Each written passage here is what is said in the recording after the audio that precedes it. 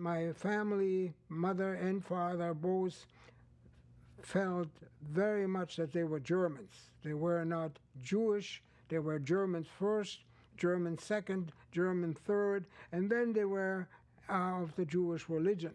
The sudden change from a so-called democracy, the Weimar Republic, to a dictatorship was extremely difficult. And I kept asking my mother, Mom, what will happen now? And she said, I don't know. All I know is the man who hates us is now the person who can lead and direct what's going to happen in Germany.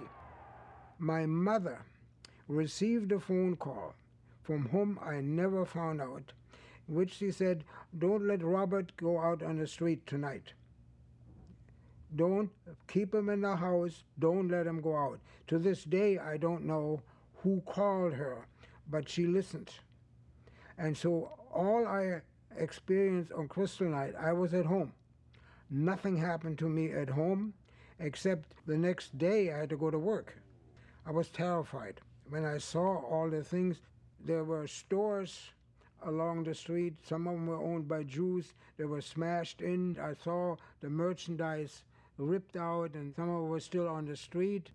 People everywhere on the streets looking at, gawking, and so forth. And that was about the extent of it, and the destruction was most all in West Berlin. I have been listening to the radio, and the radio, if I remember that correctly today, was a mixture of music, and then the announcer saying that the people in Nuremberg have eradicated all traces of Judaism and so forth. So it was weird. It was very, very weird.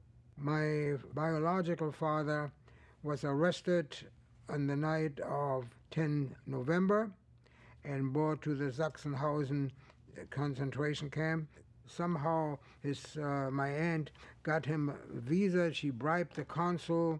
I think it was the one from, I don't know, San Salvador or one of those countries. But he got on a ship and got out. And then he went to America. I think in 1940 or 41, he went to America. And he got on the quota and so forth. And then tragically, he died while I was on a ship to see him.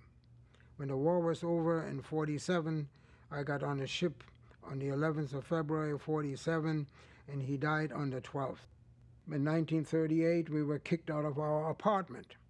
We received a letter, I think it was November of 1938, and these guys had the nerve to write that the Aryan renters in this apartment building can no longer accept the fact that they have to live with a Jew under the same roof. And please leave as soon as you can. You got 14 days to find another place. Now, that affects you personally. You know, I mean, there's no way out about it. We had paid always our rent on time and never done any reason, but then the Aryan renters, who probably knew nothing about it because it was written by the association who owned the building. But those are things which hit you personally. Kristallnacht to me was difficult for me to associate with the type of Germans my parents talked about. I'll give you a story. One day I was standing at the street corner. I was trying to cross the street. There was a red light, so I waited.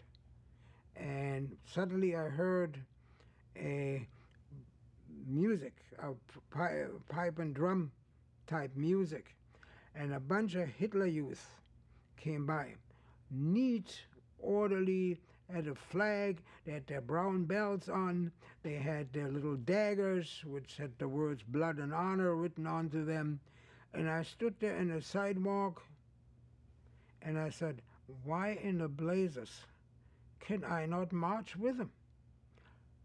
Now, you know, if you're looking back and saying maybe you're lucky you didn't, and sure. But at that moment, standing on that corner, I wanted with all my heart to be part of this group of young Hitler Youth who were marching by there, looking healthy, happy, content, determined, and I want to be part of this. And not being able, I went home and told my mother that story. And of course she said, well, you haven't missed anything, you know. And but she understood. She understood because she too wanted to be German.